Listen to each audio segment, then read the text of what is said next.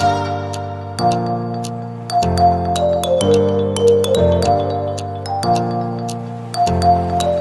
the pursuit of fostering a holistic approach to men's health, November stands as a crucial month marked by the National Men's Health Awareness. Throughout this month, we delved into the profound connection between living a purpose driven life and nurturing positive mental health practices. By acknowledging and addressing the unique challenges that are faced by men, we aim to contribute to breaking down the stigma surrounding mental health and to encourage a purpose driven living as an essential component of overall well being. Join us on this transformative journey as we explore the intricacies of purpose and mental health. I'm Akeelia Thompson. Welcome to Sold into Purpose.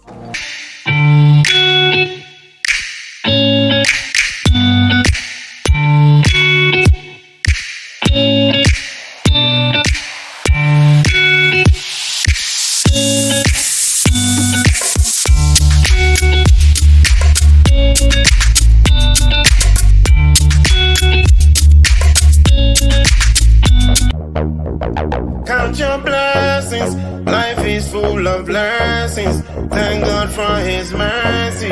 We pray. Waking up is a miracle. Open your eyes to the sunshine. Brush your teeth and wash your face. Step aside and live your life. What a day to be alive. Manifesting all of my greatness. With my mouth me testify. To all of your goodness me sing. Thank God for mercy. Counting my blessings, so many blessings. Everything I do by grace, by grace. Thank God for mercy. Counting my blessings, so many blessings. Everything I do by grace, by grace. No be say na me holy pass. No be say na me sabi pass. No be say na me get it pass. No be say na me sing it pass. No. So many under pressure for what they cannot control. No. Give thanks and give it to God before you lose control. Shine your light, shining so bright. Like a diamond shining so bright. Shine your light, shining so bright. Like a diamond shining so bright. Shine your light, shining so bright. Like a diamond shining so bright. Shine your light, shining so bright. Welcome to another episode of Sold into Purpose. I'm your host, Akeelia Thompson, and as always, it is a blessing to be with you. We come to you live this and every Wednesday morning, straight out of Jamaica at 6 a.m.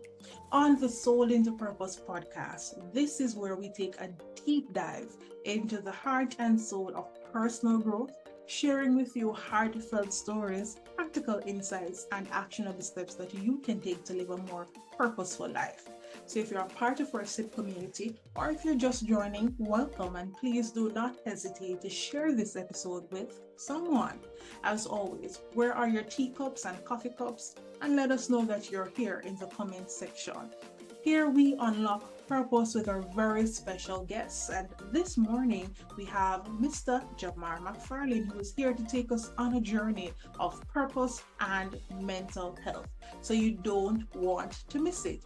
But of course, please connect with us on YouTube at Akeelia Thompson, that is Akeelia Thompson, and follow us on social media at Sold into Purpose, that is SOULED into Purpose, on Instagram and Facebook. Welcome to Sold into Purpose. Hi there, welcome to our SIP feature. And as always, this is where we take a few minutes to take a sip with you, because here in the Sold into Purpose podcast, it's important for us to get sold into purpose. All right. So this morning, can you guess what I am having? Well, I'm having the Tetley Classic Black Tea. What are you having? Let us know in the comment section. As we take a sip together, you know that we cannot go any further in the show without acknowledging the one who gave us our skills, talents, and capabilities to get sold into purpose. So now, let us pray. Heavenly Father, in this moment of reflection, we come together to seek your guidance and blessings on our journey to explore the profound connection between purpose and mental health. As we navigate the complexities of the human mind and spirit, we ask for the strength to unravel the layers of our purpose and the wisdom to understand its impact on our mental well-being. Grant us the courage to confront any stigma surrounding mental health, recognizing that seeking help is a sign of strength. May our exploration into purpose be a beacon of light, illuminating the path towards inner peace and fulfillment. Bless us with resilience in the face of challenges and empathy for ourselves and others. In this collective pursuit of understanding, let our hearts be open to the healing power of purpose, fostering a sense of meaning and direction in our lives. May our mental health journey be a testament of the intricate dance between purpose and well-being. These and other unmentioned mercies we ask of you, mighty God. Amen, amen, and amen. Up next, you know how we do it when we step into the purpose zone. Don't touch that dial.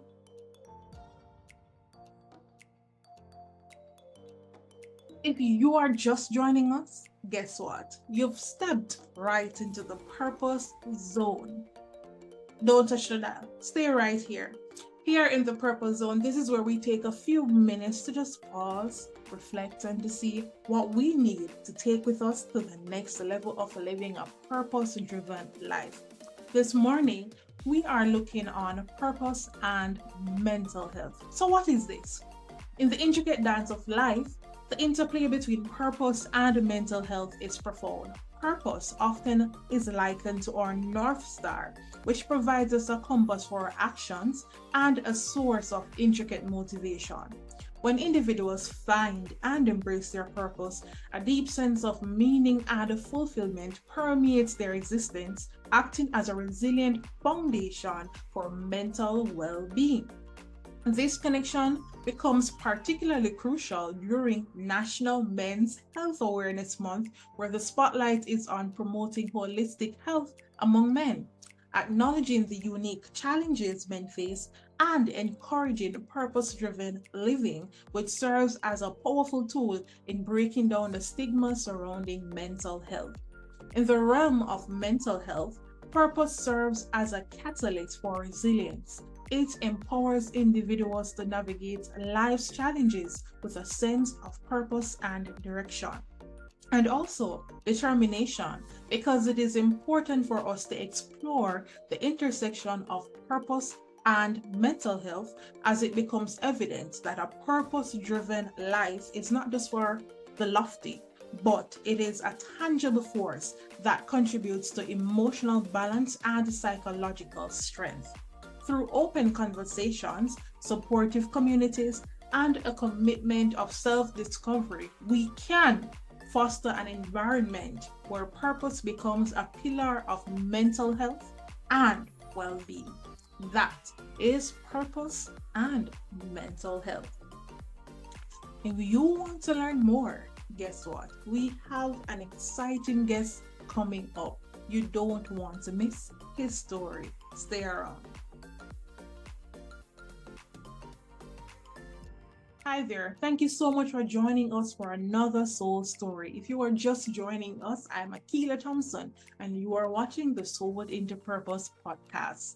This morning, we have a very special guest who will take us on a journey of purpose and mental health. His name is Gemmar McFarlane, and he is a Jamaican filmmaker, musician, and mental health advocate.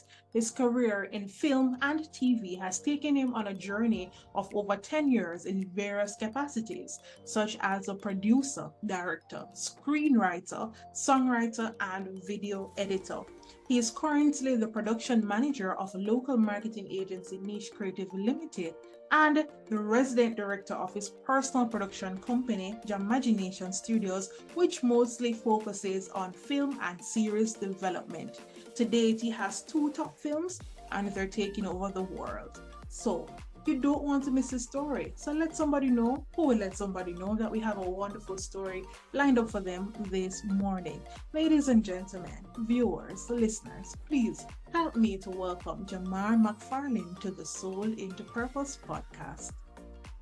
Welcome to another Soul into Purpose session. We have a soul story this morning, as always, and our special guests, whenever they come, they provide us with practical insights on how we can live a more purposeful life. This morning, we have with us Gemmar McFarlane, and he is a filmmaker, musician, and mental health advocate. And in the month of November, we are celebrating National Men's Health Awareness Month. And this is where we look at the mind and body. So previously we looked at purpose and wellness, and we had Dr. Bromley who took us through some practical steps on how we can keep our bodies in shape. But now we have a mental health advocate, and he's here to share with us his story and some steps on how we can navigate the process. And I'm sure if you stick around, you'll hear his wonderful story. So Mr. McFarlane, welcome to the Soul into Purpose podcast. Yes, thanks for having me. Alrighty, so here today we're talking about purpose and mental health, and we just want you to take us on a journey. But before we even do that, we can't start off without asking you, what does purpose mean to you? What purpose means to me? Purpose to me is, the reason I get up and what I'm bringing to the world. I think the gift of life means that we owe the world all the energy that we've been gifted with, our talents, our skills. So purpose is what we've decided is destined for us to do. Whether we have come up with that destiny or we feel it's preordained by our power, I think that's what purpose is. And so when you find it, you have an obligation to execute it.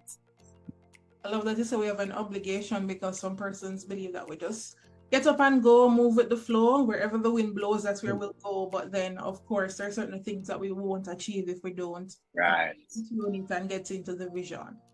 So before we even get into your story, you shared in an article that I definitely want to tell my story of my mental health journey. It is on TV, and that is funny because you're a filmmaker.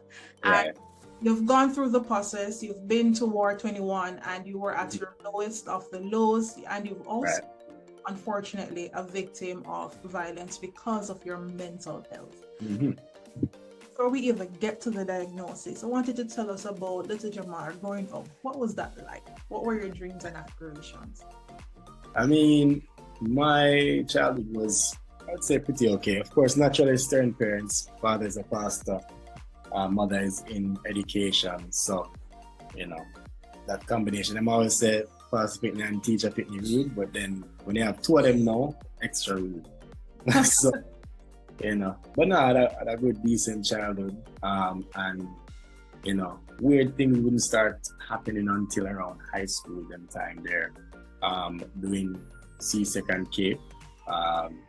Had a little car accident right out the front of the school gate. I was hit by a taxi and, I got a little bump on the head, which, they would assume is where things might have gone awry. But we later learned that my issues were hereditary, right? So, fast forward a bit when we're going into sixth form now, and some strange things start happening from my perspective,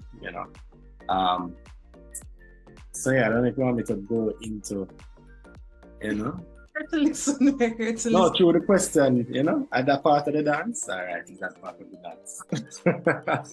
All right, so I started seeing strange things, so they call it hallucinations. I could feel like time would stop, or, I would see a scenario happen, but it didn't actually happen. I was kind of daydreaming happen in a weird way. And then I'd get strange ideas about my purpose, my divine purpose, get a little obsessive, and naturally the first instinct of my parents was, all right, the demon then, they're coming for our son. And I don't wrong them, that's their natural inclination, that's what they believe, so they went that route. They went prayer call over the friends, get the olive oil, and I mean, time up, holding down, the whole works, which only exacerbated, of course, the symptoms. So I start buying into it. I'm like, well, I suppose I'm possessed. I mean, just, manifest those things. And that's happening on a subconscious level until, somebody said, let's see if we can get into a medical doctor. Maybe there's something else here. And, go to the doctor and they start prescribing things until something sticks and I start to improve and calm down. And they're like, all right, at first I was diagnosed with schizophrenia, and then later they narrowed it down to bipolar type 1 disorder, which from a description it doesn't sound like it, but we know it as a mood disorder, but it can be way more complicated. It can get what I had, which is hallucinations and delusions of grandeur, but we discover it's really just a change in the brain chemistry. We have chemicals flowing in our brain from place to place to help us to perceive the world around us. So when those chemicals are imbalanced, you get illnesses, which is what happens. So we start perceiving differently, our sight, our sound, the way we experience fears or the lack of inhibition of fears or deeper desires. The mind is running wild. So we're getting high on our own supply of dopamine, endorphins, that sort of a thing. And it's good for creativity until you reach a certain point and you go off the deep end and, very interesting things start happening. So yeah, that was the first instance of it. Well, firstly, we just want to thank you for sharing with us, because many go through the different stages and diagnosis, and we know that it can be challenging. So we thank you so much, firstly, for sharing. Yeah. And you also said that when you discovered the diagnosis, after going through the rounds, you said that it was not a death sentence. Right. How do you get to that level of consciousness? Because it can be tough getting a diagnosis. Yeah, I didn't get there immediately. Of course, the first thing was denial. I was like, maybe it's just a little phase, because you essentially have a psychotic break. You don't know if it's something continuous, it's just something that's happened and you don't know what's going on. So it was very scary, but then through the treatment, it subsided.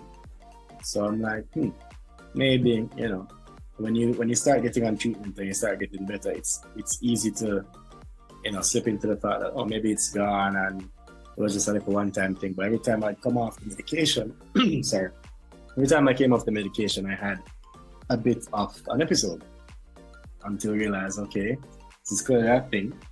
And I'm going to have to adjust, not just the medication, but lifestyle, sleeping patterns, how much I drink and, go out, how much I allow my emotions to get the best of me, whether it's positive or negative. I have to try and remain neutral at all times to kind of keep everything contained.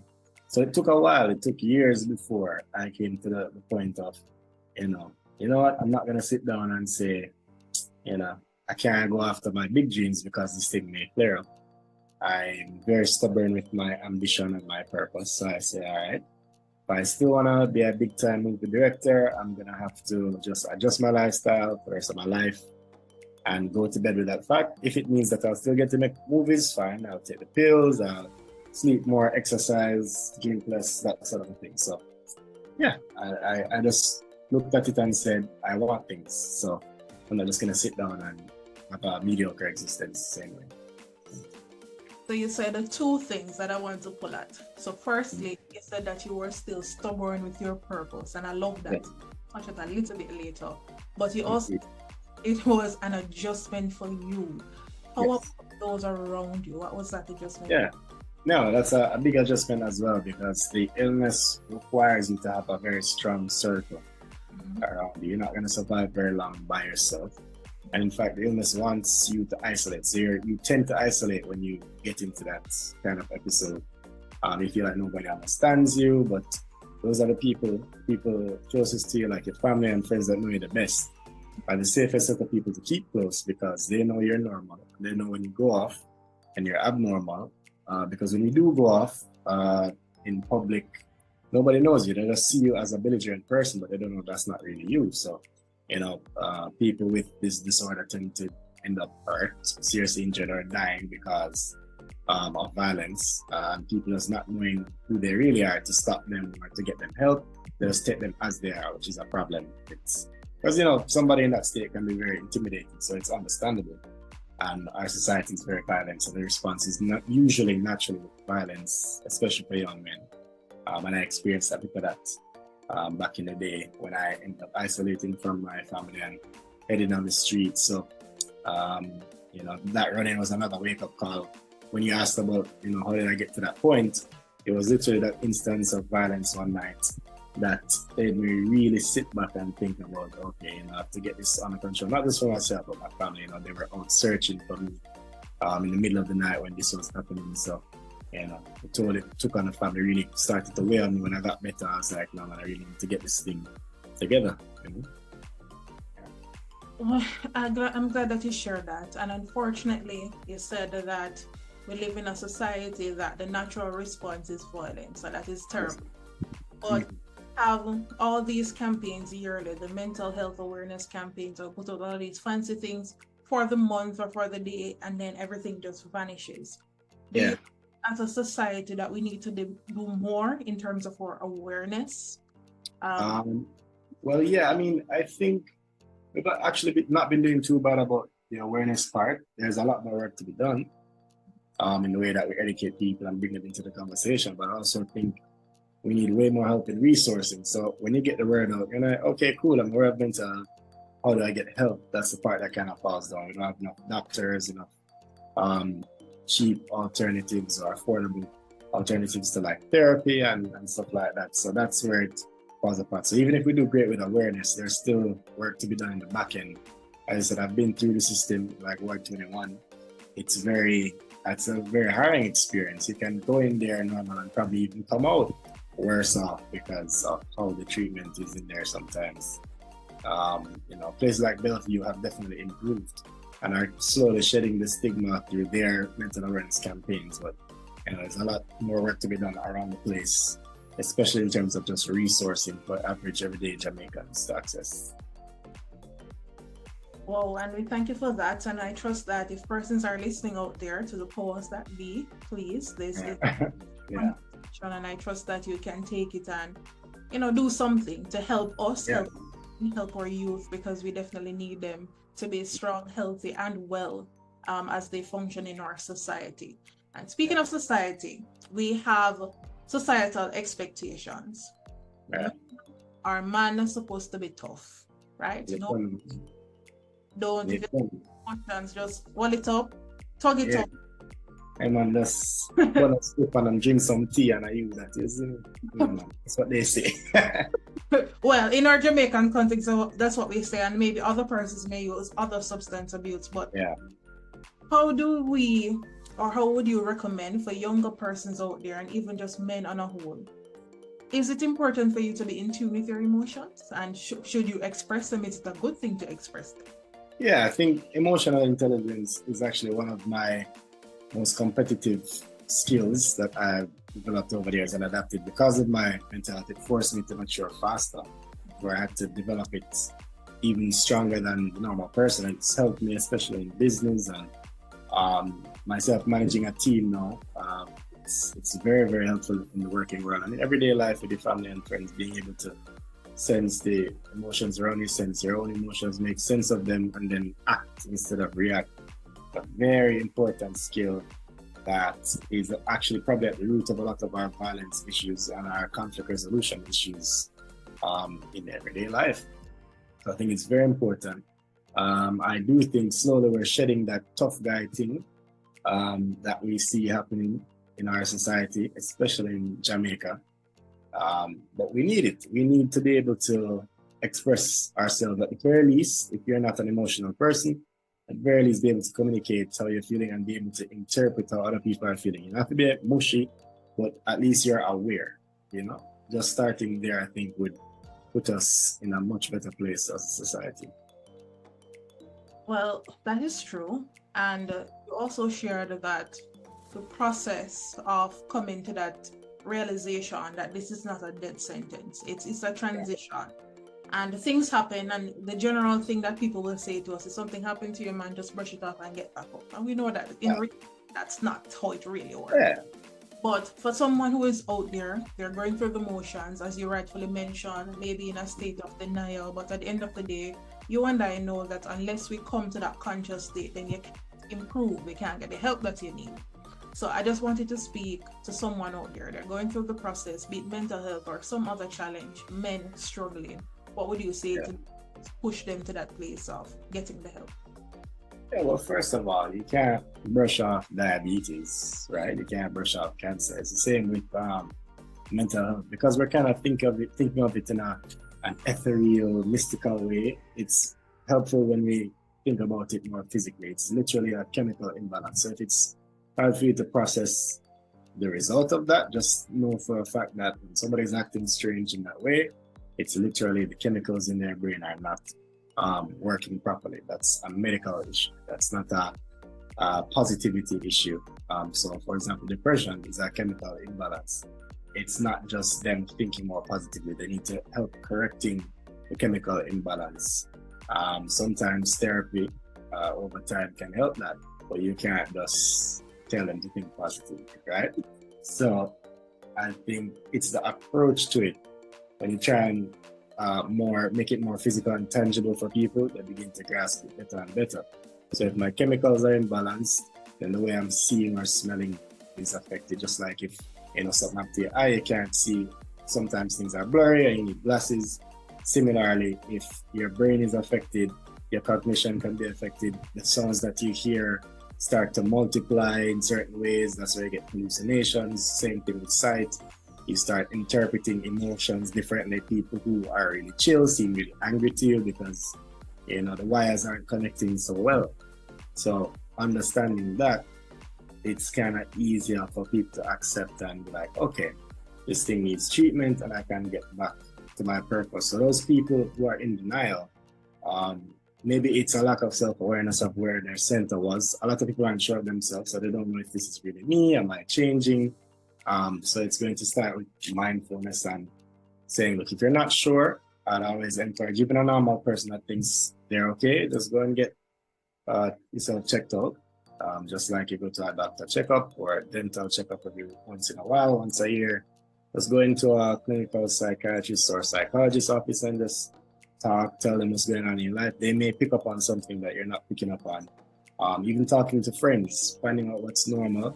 Like, do you have these random suicidal thoughts? And everybody else is like, no. Then you know for sure something is wrong. But it's us afraid to share that's causing a lot of those problems, even in friend groups for men, because they don't know where I'm all about anything there for your man. That's the problem. So in my friend groups, I've been trying to, encourage more sensitive dialogue and not make it weird.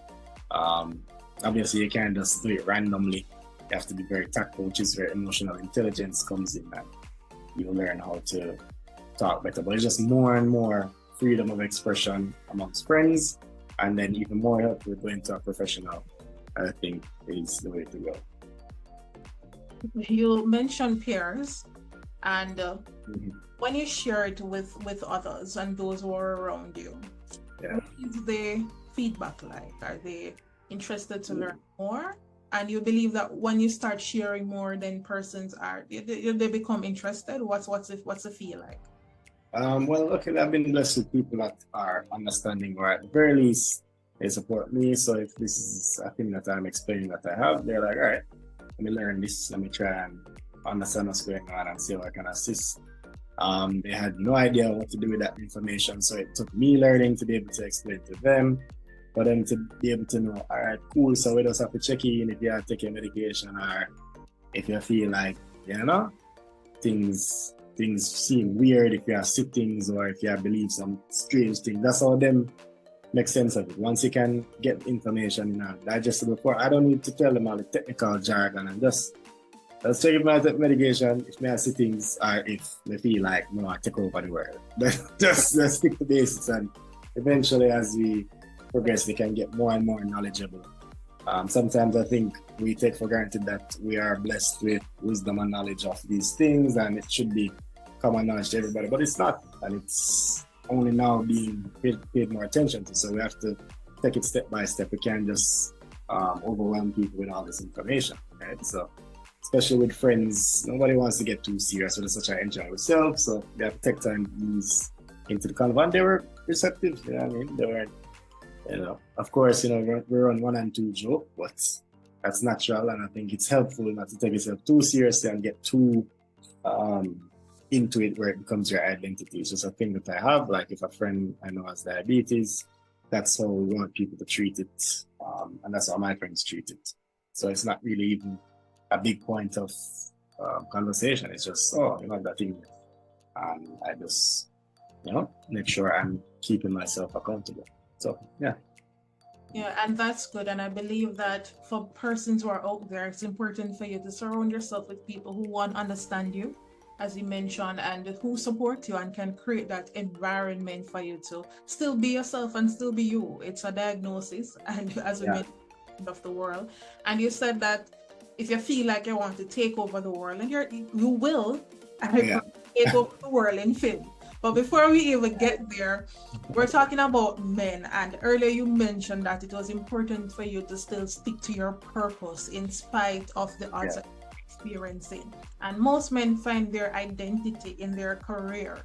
So I want to know, how do you get to become this big bad Jamaican filmmaker, musician, all of these things? Just walk us through that process and what does that mean? Well, you know, originally I was presented in prep school with the limited number of careers. I wanted to be a pilot.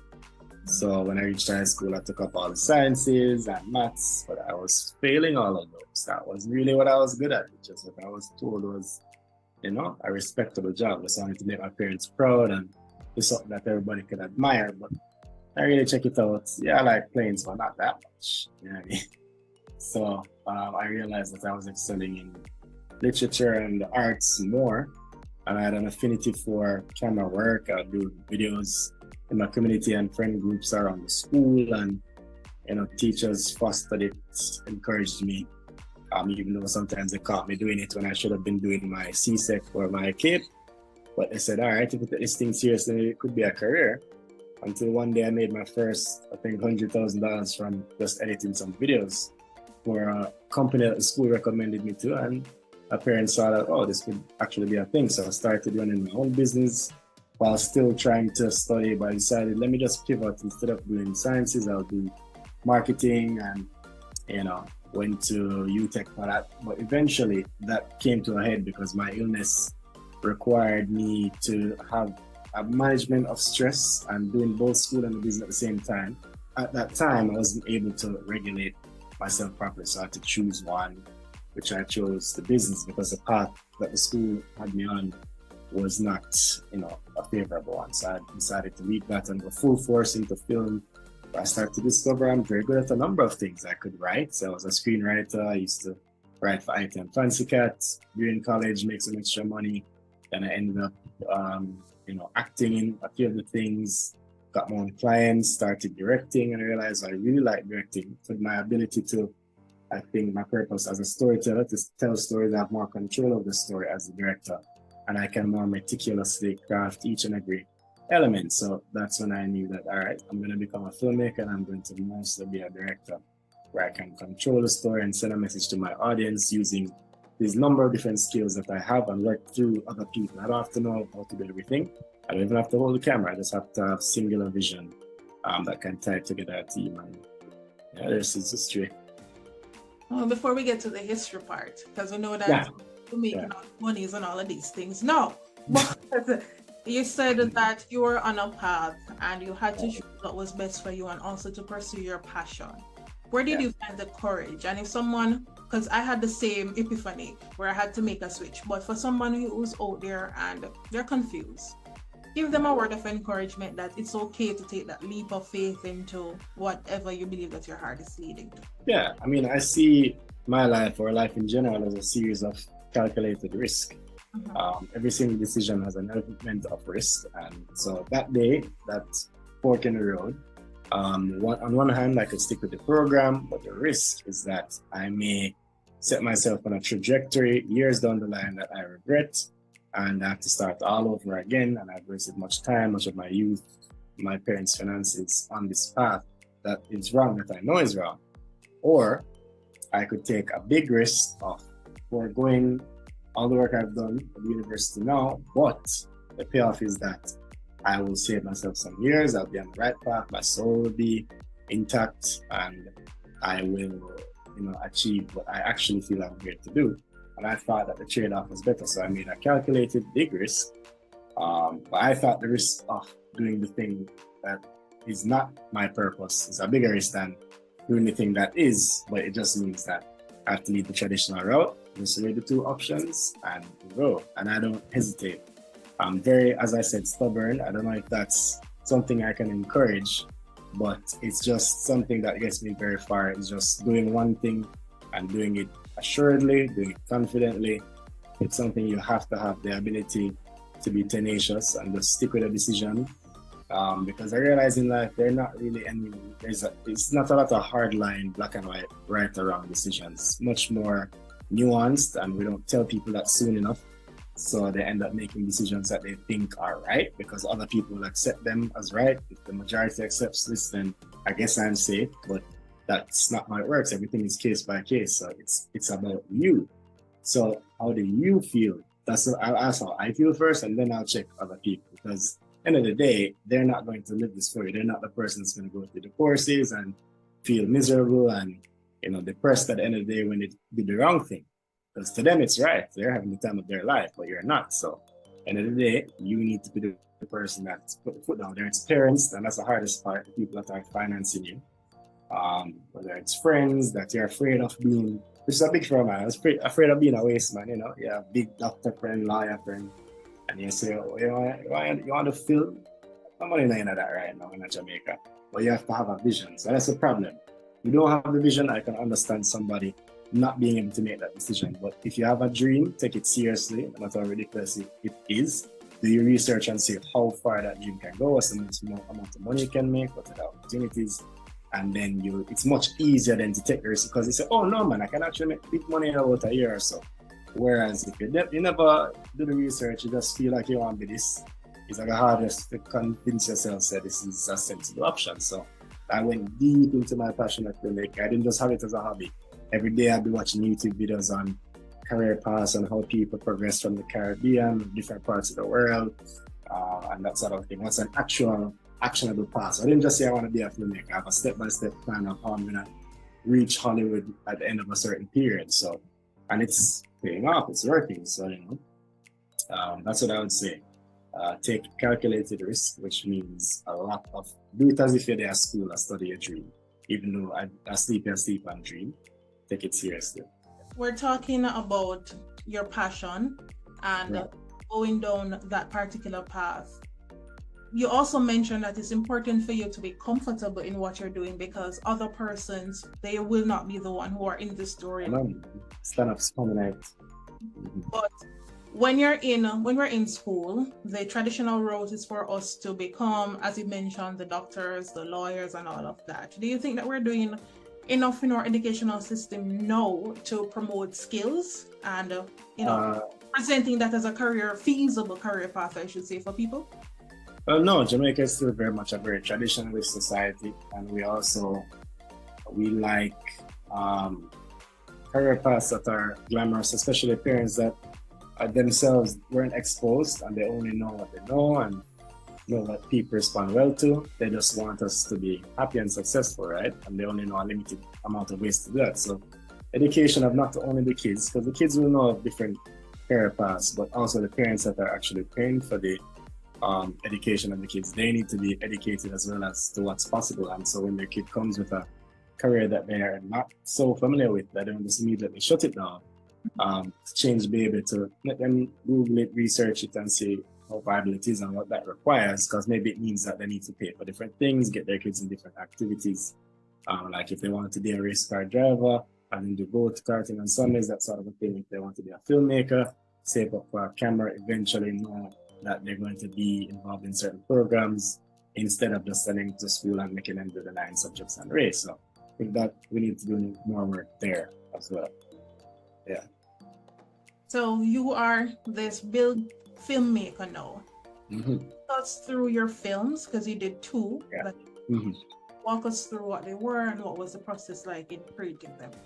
Sure. The first one was called Absolute Power. It was a film that we did through an initiative called the Spotlight Initiative, put on by USAID and a bunch of different foreign sponsors, UNICEF at UN. So UNICEF and USAID, they start a grant program and they say, look, we have this bunch of money that we're going to give to 4 people to make a film, but it has to be around domestic violence. It has to be a style of documentary and it has to be about a real survivor. So we have to find a real survivor of domestic violence. I reached out to a friend that works in outreach a lot, and she had a friend in Trinidad who was actually abused, and put us in touch, and we spoke very, very dramatically. It was a phone call that night, and she took me through. She's a very dramatic person, very strong personality, and I really just fell in love with the story and her philosophy of power, and how it's not something that is given to somebody, but something that you have to take back yourself, and something that you couldn't even have given in the first place. It's your power, and you have to rediscover it on your own. So we decided, yeah, man, that's the story we're going to go with, and it resonated with the judges, and we were chosen as one of the 4. And it was a very short space of time. We had to get our actors casted and get our story right, and we had to include the survivor every step of the way. They wrote and directed the film as much as we did. So every single decision we made, they had to okay it and be okay with their portrayal. It's their story, and it's a very sensitive story, so you have to be very careful. The set was also very intense, doing scenes of violence, because my film was very graphic. We actually showed the violence, and we were working with kids, so we had to shoot the scenes in a way where, even though their scene involves violence, we can only shoot their reactions, fake reactions to violence, and then shoot a different angle of the actual violence happening when they're offset. So it required a lot of skills in production planning and logistics, which taught me a lot more than I actually learned in theory about film. And that's the thing about the medium. It's something you have to just do. No matter how much you study and get your masters, you'll still never be better than somebody that has made 5, 10, 15 films if they didn't go to university, which is the route I chose. Film is a very expensive medium. Couldn't afford to just fly and go to film school. So I went on YouTube, I took online courses, and then I just applied my skills in the field, right? So yeah, that film was a good success, and it was a story of Rhonda Glenn, who was a fairly well-off woman, rich woman in society, and you'd think that how could she find a man that, was abusive, but it was her boss at work. She was, that thing with younger women and older men. She admired him a lot and fell for his charms and found out that he was a monster. One day coming home, he interrogated her about her diary and start beat her for every answer he didn't like. And even though people saw what was going on, it took her herself to fight for her independence. When she remembered that that's what her mother had to do, she actually remembered her mother was abused by her father, and the community wouldn't believe her saying because he's a rich man and very well respected, and her mother had to go down to the police station and threaten to kill her husband for them to take her seriously. So she took inspiration from that and decided to face the man head on in public, and she found her voice again. So that was the first film, Absolute Power, in 2021. And then I myself set for my goals that I was going to do a film a year for 5 years until one of them had international success. And this is one that would eventually find some international success. It's called Time to Go. And it's about a woman that is set in the 70s Jamaica, real old-timey style thing. And one day a woman knocks on her door right as she and her husband are about to celebrate their anniversary. The woman is claiming to be her daughter, but them don't even have sex yet, right? Them have no picnic. How are you doing it, my daughter, and you're like 30 odd? So we think it's kind of a sci-fi time travel type of movie until it's revealed that, the lady actually has dementia, and this is her daughter that has come to take her to the psychiatrist, and the daughter trying to bring her back to the year 2022 mentally. So the film follows through the perspective of the sufferer, and if she thinks she's back in the 70s, the film is in the 70s. So when she's coming to, we start to take the living room modernized now. The phone becomes from a old phone to a new phone. The car is from an old Benz to a new Nissan, that kind of a thing. And so that went really well with audiences, especially international audiences. That it's an issue that even though the language barrier is there because the film is shot in patois, they could understand. Everybody understands dementia and the plight of old people, and you losing your parents in that way. So it resonated, and the way we shot it was very artistic and poetic. And so it's been finding a lot of success, especially in Europe, more than America, I'm finding. So I'm having people reach out to me from, all across Europe, and it's still going to do some tours around the world. It's currently in a festival that's called a BAFTA qualifying film festival. What that means is the BAFTAs are basically the British Oscars. So if you qualify at 2 festivals that are BAFTA qualifying, you can potentially be up for a British Oscar. So it has one of those, right? So it's doing really well. It could get another because people keep watching it, allowing to place it elsewhere in other festivals and programs. So I figure eventually that this might be the one to break through and bring us abroad to more opportunity. So yeah, big up to JAFTA. That was created through the Propeller Initiative. Same grant program. You have to compete for the resources. Unfortunately, that's where Jamaica's industry is. It's a limited pool of resources and so much talent, so we have to compete. So I sent in my script idea with the writing partner. Of course, I didn't do this on my own.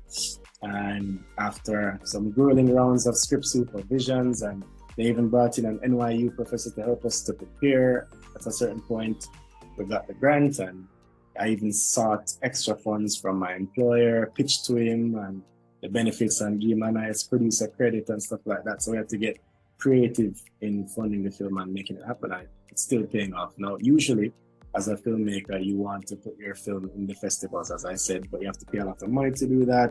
It's a long, competitive process. So I just decided I'm just going to give it to whoever wants to screen it. So some people came down to a Jamaican screening from London, saw it and said, no man, we're going to put this in festivals for you because we love it so much. We're also going to premiere it in London, in Brixton. And so that has just bred more and more people that see it and like it and want to put it elsewhere. So that's what the journey has been like. And it's going well. Well, kudos to you for learning about your purpose, because you have a story to tell. You're telling stories, and I'm sure that this is definitely not the end of the road. We look forward to see what you will do, and just to bring awareness to persons who are in the space or even considering film, that this is something that another way of expression. That for sure. Definitely, this is feasible that you can get into. And big up to all of the persons who saw the dream and invest in it, because oftentimes we have the plans, we're scared to bring them to fruition because we don't have the support nor the resources. So kudos to see the vision, see the talent, and you're willing to invest in it. And I pray that other persons, even after seeing this episode, that they will assist with the project, because we want to represent not just yourself but your country in every aspect that we can positively. So that's definitely something, hats off to you. But before we even move into another segment, I just want to ask you, mental health and the stigma.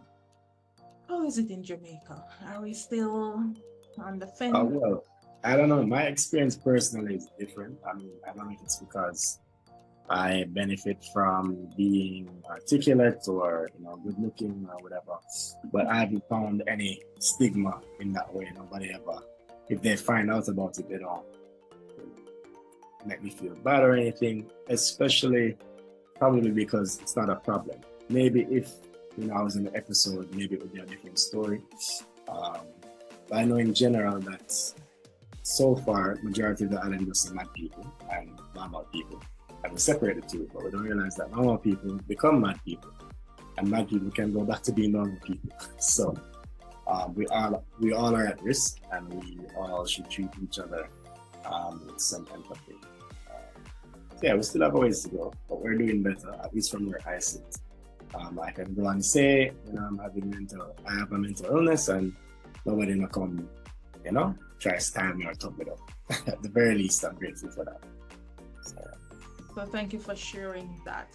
And you mentioned that while you were studying, it was important for you to manage your stress levels. So we just want to know, what are some hobbies or practical self-care things that persons can do to just keep yourself balanced. If you're feeling overwhelmed, if you're feeling stressed, and you feel like you're kind of tipping, what can you do to just, balance back yourself?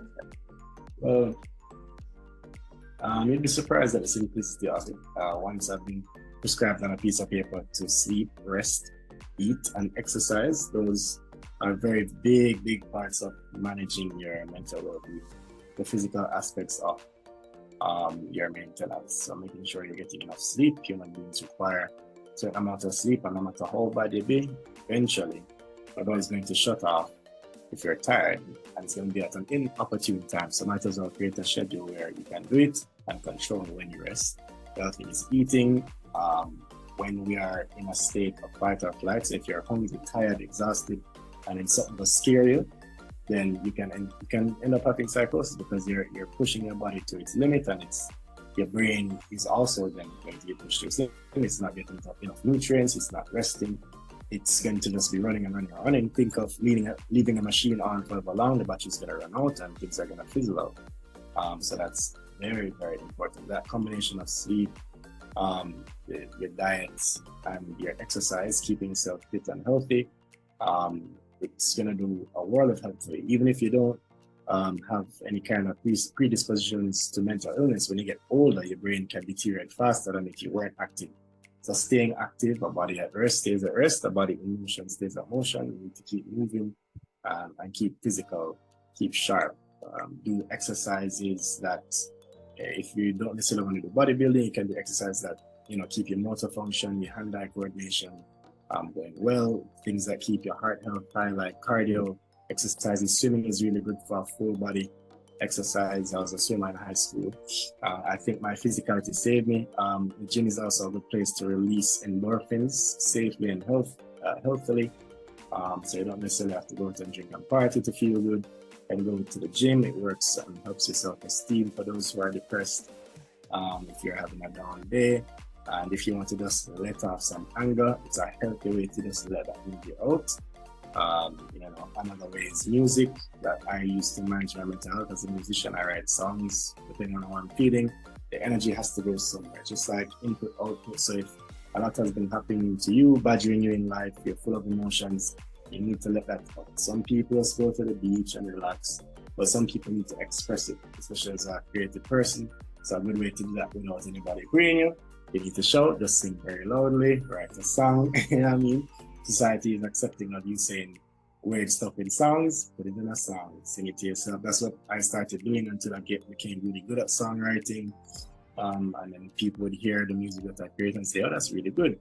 And I eventually end up writing for commercials or writing for other artists, kind of like a ghostwriter in a sense. After a producer heard me and said, no man, we can use this kind of energy. You can just have it sit down. So it can open up a lot for you. Another important thing to do is the social media thing. You have to really manage that. That is contributing a lot to our mental decline.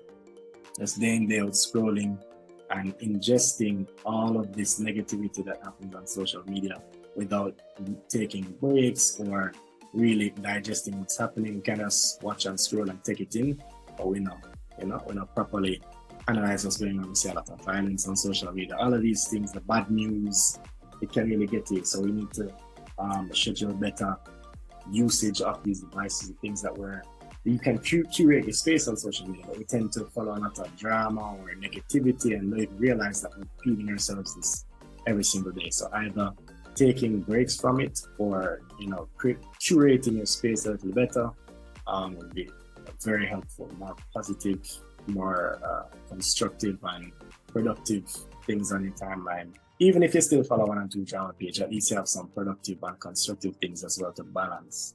And as the name of the game is life balance. Not know too much of anything, especially as a bipolar person. You have to achieve a level of balance where nothing is too much or too little. So that'd be my advice. A whole health and wellness coaching session right there.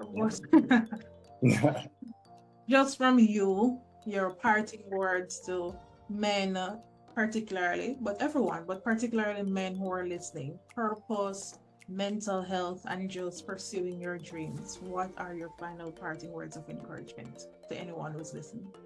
My final parting words are um, work on not being embarrassed. I think one of the hardest things about pursuing a path that's less traveled is the element of at first you're going to be either bad at it or you're going to do it in a way that's not cool yet, and you're going to get people laughing at you naturally, which is a problem in society that we have to fix. But until we get there, anything worth achieving success in is going to be really hard, and you have to develop, as I said, that stubbornness and that tough skin, especially in an industry that requires you to bare your soul. You have to get really good really quickly at receiving negative feedback, because my industry is one of an audience. So it's not like a doctor that's working in a private surgical room. People, especially in creative industries, be prepared to be completely bashed, trashed, embarrassed. And even if it is a traditional career that you're after and you're sharing it, be careful who you share it with. People may discourage you out of either jealousy or because when you have big dreams, it scares you because not everybody can do it, can achieve it. A lot of people have failed and are resentful and jealous, and when they see you going after it, it may not even be out of negativity, but they're just genuinely scared for you that why the industry they're roughing if you can't make it in a music or art or how it is to be a doctor, how much money you have to spend better than about that. Yeah, I mean, but you have to really, really love it. So that's why I encourage people to find something they love. Not because it's not in the whimsical sense that, oh my God, you just have a great time, you'll never work in a day of your life. That's not true. In my experience, especially with creative arts, it's going to really test you. So if you don't love it, you're going to be weaned out very quickly. So it makes sense you do something you don't love, because when it gets extremely difficult, right when you need to dig your heels in and push through, you're going to end up quick because you're going to say, well, I don't even like this. You know what I mean? But at least in the film, when it got really, really hard, and it still gets hard to this day, and the money now come in, and your client never like your last video, and your film flop, or you never get selected for the grant, I love I'm gonna make you say, boy, all right, we'll do it again tomorrow. At that point, you may want to quit. So you have to really, really have a passion for it and take it seriously. Even if it seems ridiculous, I have found that my strength and my advantage in the industry is that I'm not afraid to take risks and do some really ridiculous, crazy ideas. I find that when it works, when you put real work into a crazy idea, it's the most successful idea. You know what I mean? So yeah, don't be afraid, don't be embarrassed, be an outcast. I find it's much easier whenever I'm becoming too popular, I'm having too much, yeses to a certain idea. I'm like, am I being too agreeable? Do I need to be a bit more risky? That's how I think. I want to be a lot more different, because especially when I go abroad, you're going to need to stand out in an industry like mine. So I condition my mind to be very, very different. If everybody's doing black, how can I do white? If everybody's doing square, how can I do circle? I'm always trying to stand out, and that can carry over to any other industry. How do you differentiate yourself as the person to be selected for the job, whether it's accounting, medical? What else do you add to the table? Don't do the bare minimum. I always add something extra, and most importantly, I always try and deal with people very well. Dealing with people well has got me far, where there are much more talented people than me, but I'm very personable, I'm fun to work with, my sets are relaxed, you can come and feel happy, you can crack jokes. I try and foster an environment of friendship and care and love and passion, and that goes a far way in getting me selected than somebody who's way more skillful at films than me, just by how I treat people and how I curate an energy of positivity on my productions. So yeah, that'd be my advice. And I know that viewers are out there watching and listening, and just to go over some key points. So we must balance out the thing. Too much of anything, balance, keep it balanced. Be bold, step out in your dreams, be courageous, also be different, dare to be different. We are in a competitive space. We're all creatives, we're all gifted and talented because God has blessed us all, but still we need to do a little extra to move forward. And if you want the rest of the gems, you know what to do. Just subscribe, watch it, and you will catch it. Thank you so much, Gemmar. It was a pleasure. I appreciate for coming and sharing your story, and we just want to tell the people Bye-bye for now. All right. Bye-bye. All righty.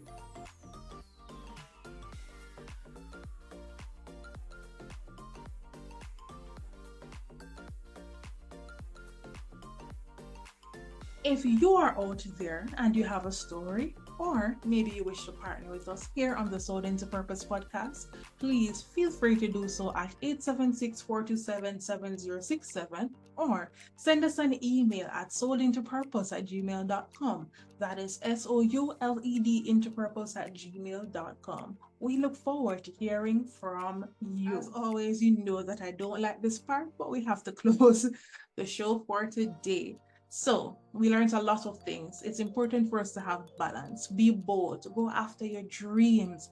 Don't let it frighten you. All right? And of course, step out. Dare to be different, because your difference is what will take you to the next level. Also, tap into your skills and capabilities. Remember that this is your story. You're the one who has to walk it. So it's important for you to ensure that you are comfortable and you're living in your truth. All right, for these wonderful gems and more from our previous episodes, please feel free to subscribe at Akeelia Thompson, that is Akeelia Thompson on YouTube, as well as follow us on social media at Sold Into Purpose, that is SOULED into Purpose on Instagram and Facebook. I'm your host, Akeelia Thompson, and as always, it's a pleasure being with you. Thank you so much, everyone. And until next time, same place. See you. Be safe. Walk good. Bye.